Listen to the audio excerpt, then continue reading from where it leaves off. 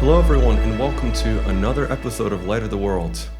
We're going to start with a prayer. O heavenly King, Comforter, Spirit of truth, who are everywhere present and fillest all things, treasury of good things and giver of life, come and dwell in us, and cleanse us of all impurity, and save our souls, O good one. Today's guest is Archpriest Serge Kotar, who was one of the three priests at one of our largest cathedrals in Rokor on the West Coast in San Francisco, where the relics of St. John of Shanghai are. Father, tell us about your story, how you found your calling as a priest, and anything else we should know about you. Okay, I'm Archpriest Serge Kotar. I am a son of a priest. Both my grandfathers were priests. I come from a priest line. And that's sort of, although I never was pressured into it by my family, it's sort of something that stayed with me pretty much through my youth and up to the time when I I came to the seminary in a very unusual way because being a silly young man, I decided that I wanted to become a monk. When my father found out, and I was just graduated from high school. It was my first year in a college, and when my father found out, he made an offer to me saying that he thinks that this is the wrong time for me to think about it, that I'm very young, I don't know what I'm doing. So he said, I will take you now out of college and I will take you to the seminary. And after you finish the seminary, if you still have that desire, well, then I'll give you my blessing to go into monasticism. So that's how I wound up at the Holy Trinity Seminary. And having graduated from the seminary, things did turn a little differently. Monasticism wasn't something that I was really striving for. I went after the seminary on to grad school. I received a master's degree in library science, master's in library science, and I convinced my parents to move. Even before this, I convinced my parents to move to San Francisco. This was all done in New York City. My father was a priest then, in a parish in New York City, then in a parish in the state of New Jersey. And I convinced him and my mother, my family, my immediate family, that we really should be moving to San Francisco because through my time of study in San Francisco, in the Holy Trinity Seminary, I heard so much about the community in San Francisco, how large it was, how active it was, and I knew that my father would be very, very much happier there than where he was serving at the time in a small parish in a very, very bad neighborhood in Passaic, New Jersey. So that's where my family moved to, and so when I was ready to graduate, I had a place to go. In San Francisco, I was very, very fortunate to have met and be under the spiritual guidance of whom I considered an unglorified saint, and that's Archbishop Anthony Medvedev, who was a priest, who was the ruling archbishop in San Francisco for over 30 years. Archbishop Anthony was known as a great, great peacemaker. Our second metropolitan, Metropolitan Anastasia, actually called him, and that he's an angel of peace. He can bring peace to anybody who was in enmity with anybody else. And this was a great influence that I came under, and my family came under. I met my wife in the cathedral. I sang in the cathedral choir at the time, and I was one of the other choir members was this man who was the stepfather to the woman that I later wound up married. In San Francisco, the Archbishop loved youth, and we had a lot of work that we did in for the church and for the diocese, and that he entrusted the youth with. And in doing these different projects, we had many projects there that were church related and diocese related projects that I was working with the woman who would become my wife. So I was then ordained there a deacon. 4.5 years later, I was ordained a priest. At that point, Archbishop arranged it that I could leave my secular job and become a full-time priest at the cathedral. So that's where I was really formed as a priest. Archbishop Anthony was a great lover of the services, and he was very knowledgeable. He loved singing in the services, and so I wound up doing. I was appointed the head of the cleros. In San Francisco, we had a situation where we have the choir sing in the services, but you also had a cleros that would do a lot of the singers, things like Tripari and other parts of the service that the choir didn't sing that needed to be sung. The cleros would perform that, and I sort of gradually became the head of the cleros, and I led the cleros up to the time that I finally left San Francisco to move to Jordanville. While in San Francisco, the second great influence that I had in my life was, of course, St. John of Shanghai, San Francisco. Who we have right here. St. John was not yet glorified. Archbishop Anthony put a lot of very quiet, very unnoticed time and effort to move the church to the time that finally the glorification was set.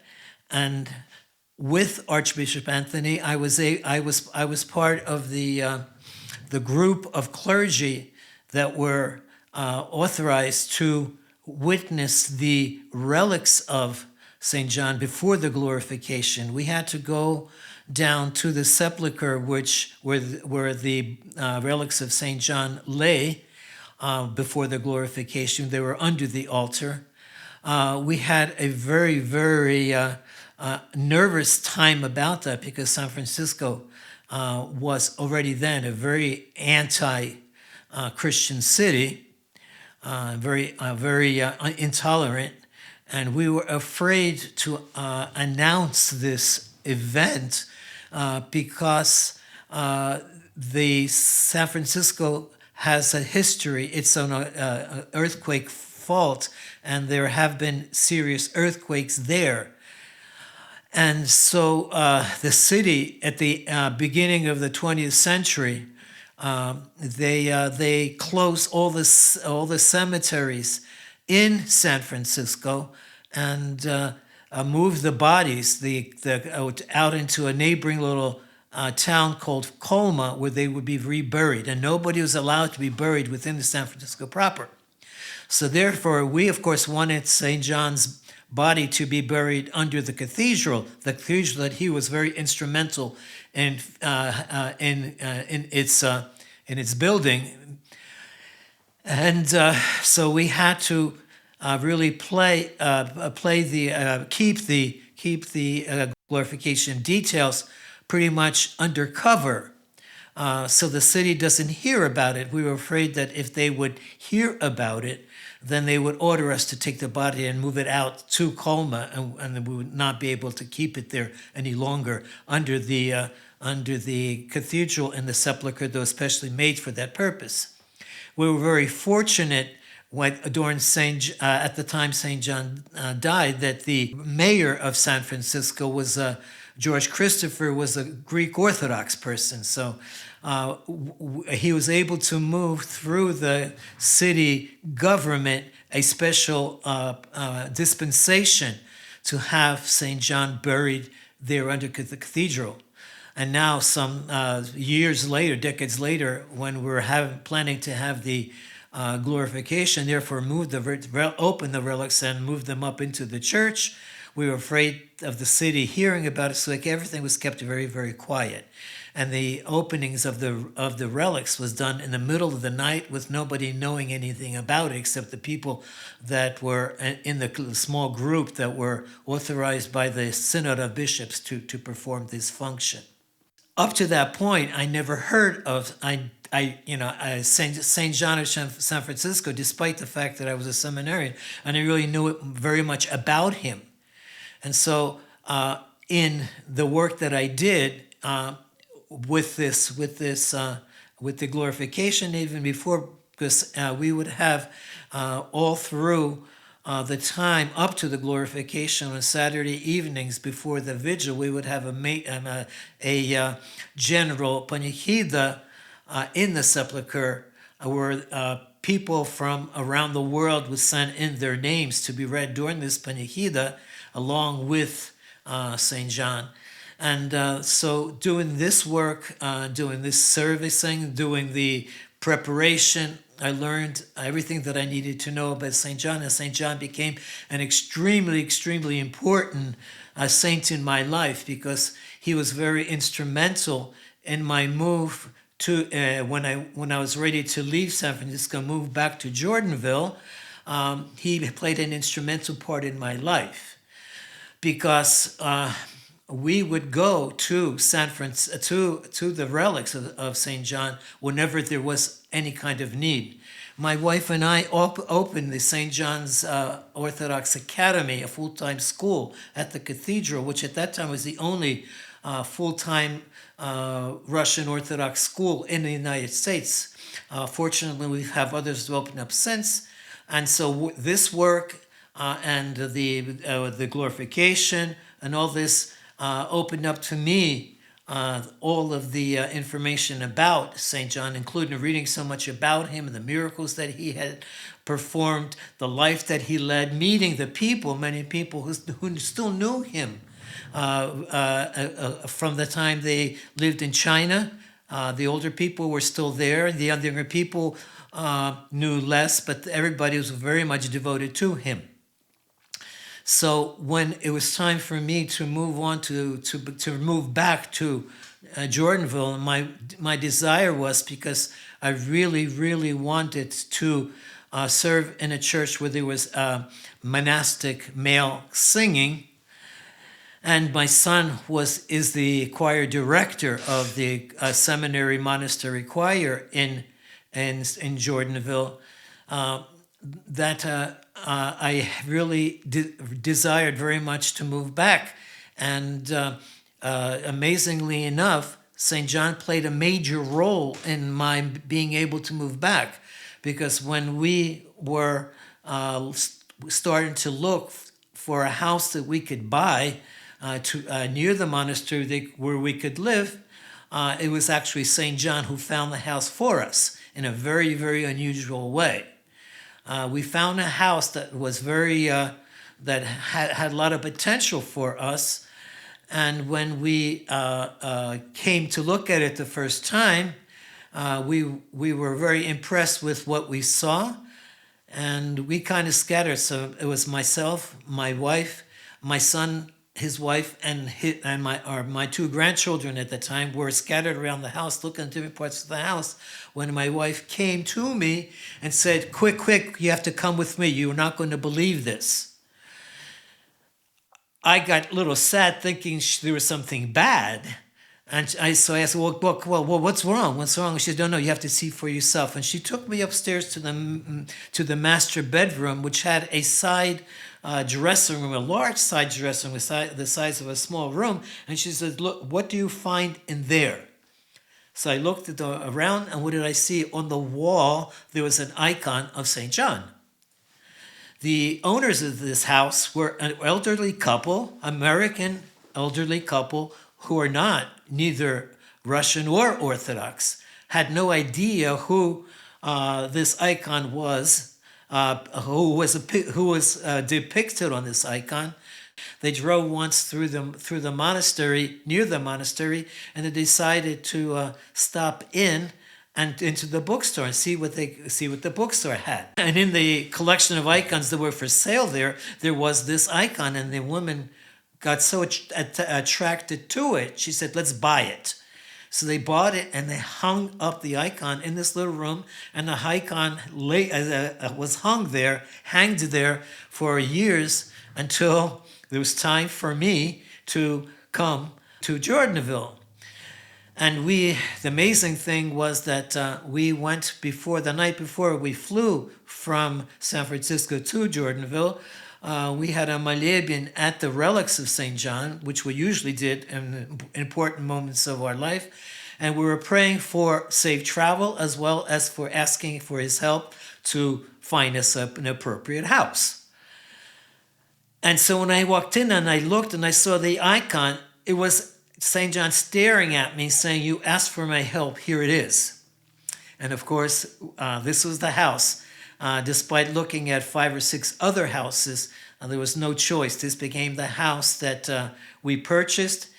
And in 2017, it became the house of St. John.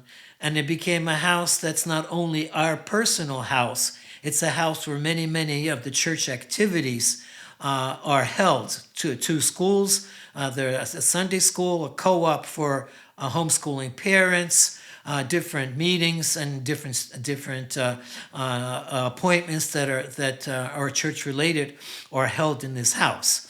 So in a way, it's not our house. It is the house of St. John. And if you come to the house, look at it near the front door. There's a plaque that reads "The House of St. John, established 2017." So that's where I'm living now. Archbishop Anthony had an incredible influence on me, because I was a kind of a difficult person. I wasn't always the nicest person. And when it was time for my ordination to the priesthood, my wife was very much against it. And May I ask why? because she thought I had a bad character. I would not make a good priest. Even though I was a deacon at the time for 4.5 years. Deacon, one thing, to be a priest and have to deal with people, it was a whole different level. And so when I told Archbishop Anthony that, I am willing, but my wife is against it, he said he would talk to her. And his gentleness in talking to her and not in any way exerting any kind of force for this was something that melted her heart completely. And she agreed. And so then she agreed to my, and this was exactly how St. John always operated. There wasn't a time when I would see him meet with people that were in enmity to each other, that he wasn't able to calm the enmity and calm them down. Archbishop Anthony?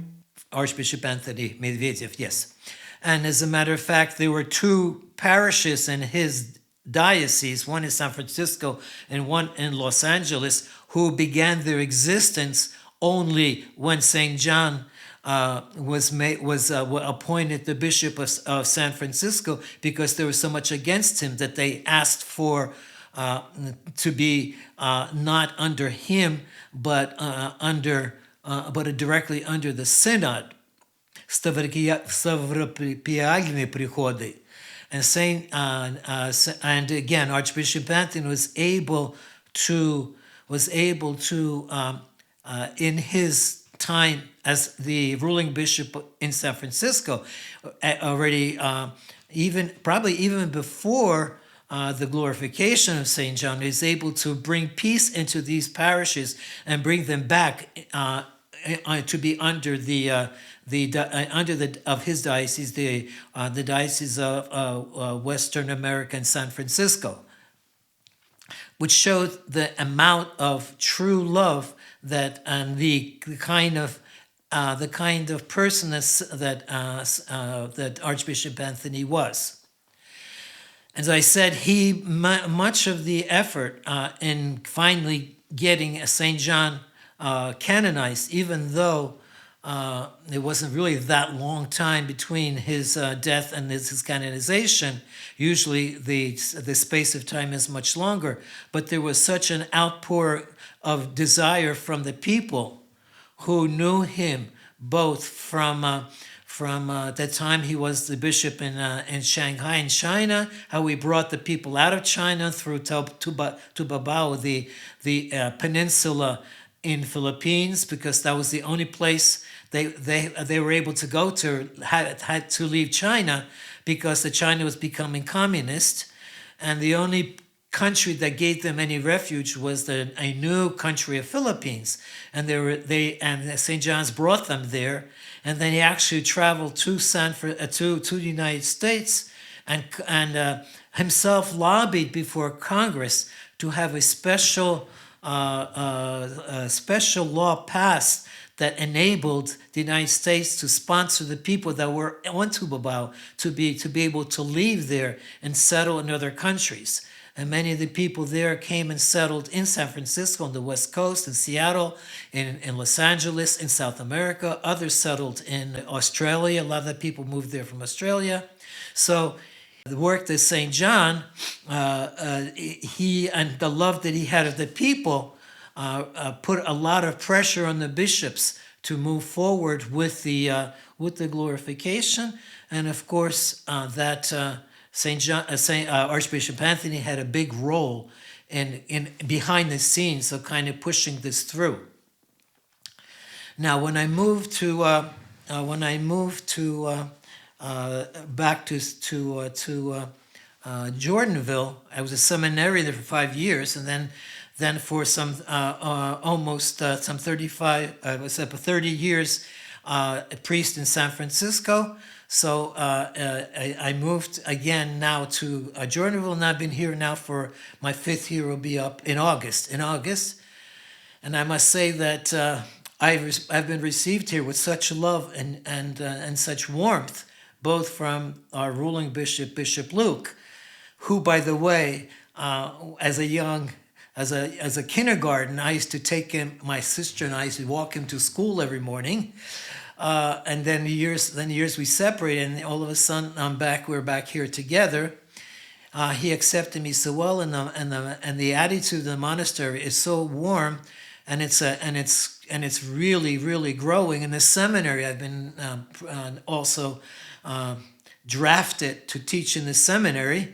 And the seminary is also doing so well. So this is where I am right now, and something that that I hope to be able to spend the rest of my life. We already bought our own plots there. My wife and I bought plots at the cemetery. It was very important for us to be buried here, because in the monastery, the people that are buried in the cemetery are commemorated at the liturgy. So this is that was very important, and just to be here, because this now has become my home. This is sort of a little synopsis of who I am and the experience that I've had. So serving here at the monastery, serving at times in the 2 convents that we have, and teaching in the seminary, and having my family and grandchildren here with me has kept me probably more busy now than I was when I was in San Francisco. So people, when they greet me and congratulate me for being retired, I smile. That's a little bit of my story. Well, it's fascinating. I wanted to ask you, you mentioned that San Francisco has, and probably still is, not exactly the most welcoming environment to Christians. And I wanted to ask if you had any kind of stories that pop up in your head when you think about those many decades that you served there, of people coming from one side to the other. Was it always just ROCOR people born and raised, because the convert, the new rise of converts in America is primarily the South and the East of America. I haven't really heard of, this rise of Orthodoxy in the West Coast. Could you tell me about that? Well, I think in the West Coast, what people are overlooking is there was a great movement even before of people coming to Orthodoxy, and the perfect example is Father Herman Pomazhansky and Father Seraphim Rose. They're both Americans. They both became priest monks. They started the monastery in I forgot the name of the town. Platina? Platina, and they had many followers. And our diocese, the Western American diocese, is in fact right now probably more than half of the clergy there are converts. So there is, it's not as loud and great as it is now in the South, but it's been very steady all along, and we've had to adjust to, the non-speaking converts that would come to the cathedral, and the people that were brought to the Orthodox faith. There wasn't a great number of them, but there was a steady flow. People coming all the time, and so it wasn't as rapid as it here is now in the South, especially. But it was slow. It was slow, and it was steady. And as I said, all through the West Coast, all through, as a matter of fact, the Western American diocese, you've had little missions cropping up that were English-speaking missions. And they were mostly, of course, they were mostly American converts. It's interesting now that they have to introduce more Slavonic, because with the last immigration of Russians coming to the United States, so many have come in different places that the parishes actually feel a need now to have. Where the cathedral has a need to bring some English into this liturgy, these English-speaking parishes would have a need to bring a little bit of Slavonic, just to make their new parishioners feel more comfortable. So there's a great change again in that respect. Now, within the city itself, you have a multitude of Orthodox churches. You have Greek church, you have a Serbian church, you have a Romanian community, you have a Bulgarian community, you have an Arab community. They're all Orthodox. So that at one time in San Francisco alone, you had over 12 ROCOR churches. You have several OCA churches, Orthodox Church America, and then you have several Greeks. You have the Serbian parish has a Serbian church as a parish. The Arab community has at least one regular church. So and they also attract a lot of converts to Orthodoxy. So the convert flow, it may be not as fast. But again, we don't see a lot of it because they come to the other jurisdictions. But what very often happens is the people that come, the Americans that come to the Orthodox in the different jurisdictions, sometime later generally wind up in ROCOR, because they find ROCOR to be more traditional and they feel more comfortable there. Why do you think that is? Because someone could say, well, Americans, what culture did they have? It's a relatively new country compared to others. Why is it that people seek to, find this tradition in a church when, innovation and novelty is what the American life is all about? I think it's the life. I think it's all the liturgy. You can't go to the liturgy and not be impacted by it. The cathedral in San Francisco has the daily cycle of services. And you have people coming in off the street all the time. So, so that has helped. That has helped. And I think generally it's just that people have a real spiritual hunger. They're looking for more depth, and that brings me to Orthodoxy. But some of them sometimes find they need to get a little more of the traditions of the church. And so they make their way that way. So it's I guess that explains it. The city itself, up to I would say up to the COVID epidemic, they were tolerant. We had no problem really opening the St. John's Academy, but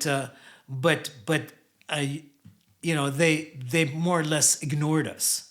We weren't although the community is quite large and visible, because you have Russian centers, Russian places, Russian restaurants are very popular, so the culture was there, but the people were coming for the culture, but there was no interest beyond that, except when you have really violent times. Well, then you would have some very very difficult times. So when there were several very serious anti-Russian demonstrations. One of the really funny one was when they gathered the demonstrators that were demonstrating against Russia.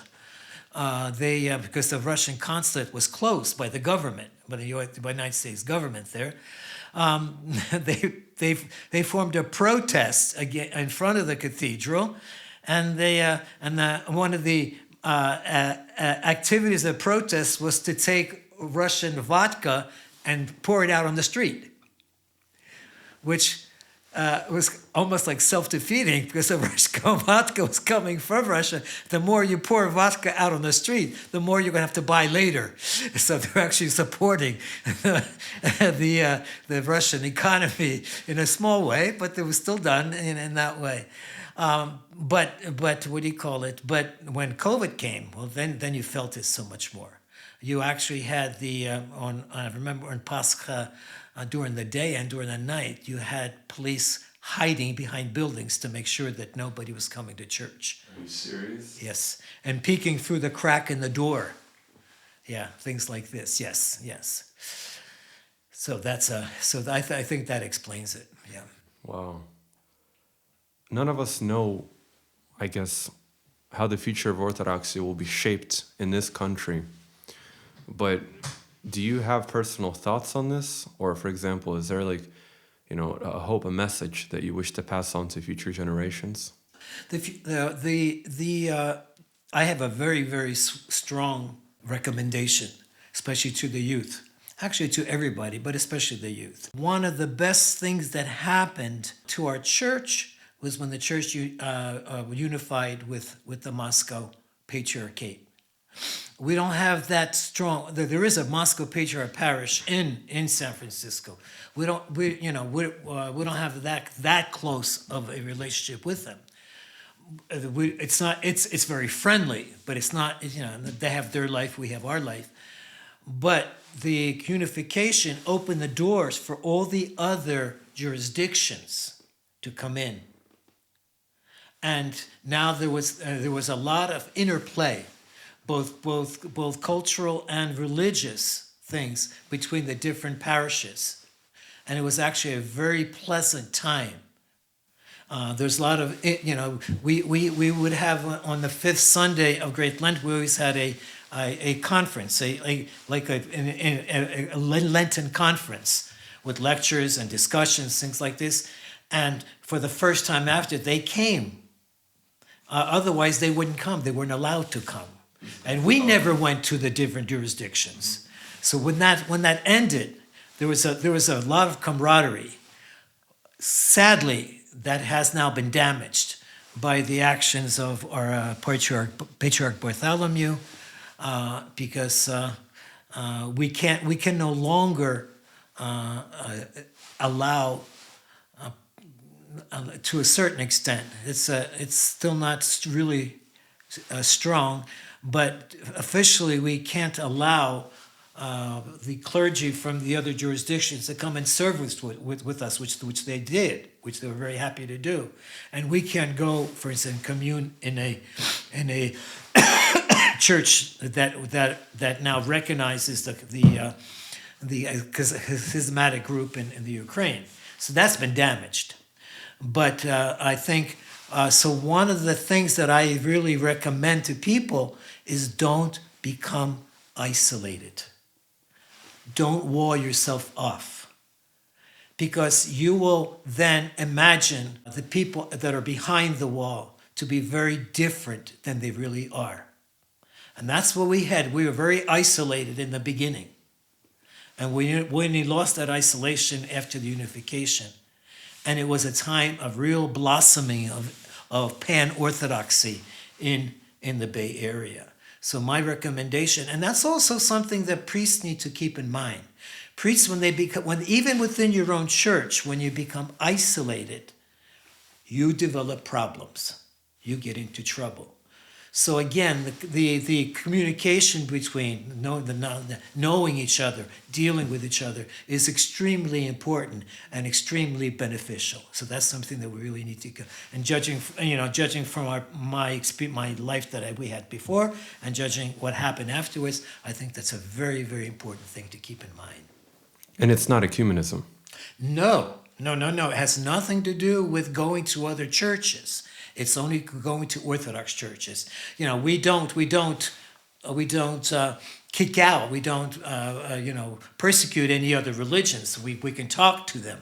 Matter of fact, we have not far from us. We have a Catholic church that has a union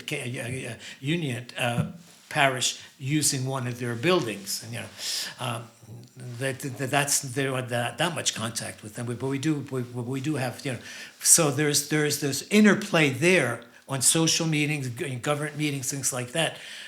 But not in prayer, But as far as the prayer goes, and as far as the kind of things that are associated with church life, that's with the different Orthodox jurisdictions.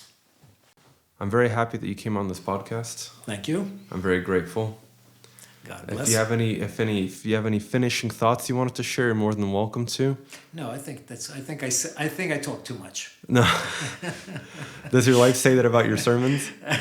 Yes, she does. Apparently, yes, she does. That's a common theme amongst the elder clergy of our church, is that they say, my wife always tells me, that's it.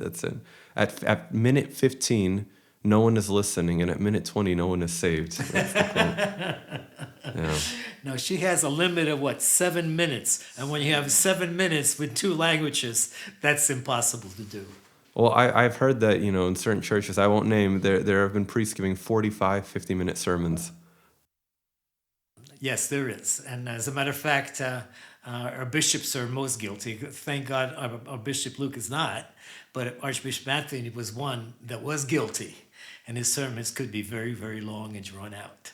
And yes, that's a little hard. When you love him, you accept it, but it's a little hard to accept when it's happening. Yeah. Well, hopefully someone benefited from those sermons. They absolutely did. And hopefully someone benefits from your words today. Yeah. Thank you so much, Archie. Thank you. Glory to God. If you like this show, that means the world to me. Glory to God. I love making episodes. I want to make even more at a faster rate and expand the show. I can't do this without your support though. Each episode takes many, many hours to make. If you want to help me, paypal.me/Andre Slivin. Thank you, and God bless you.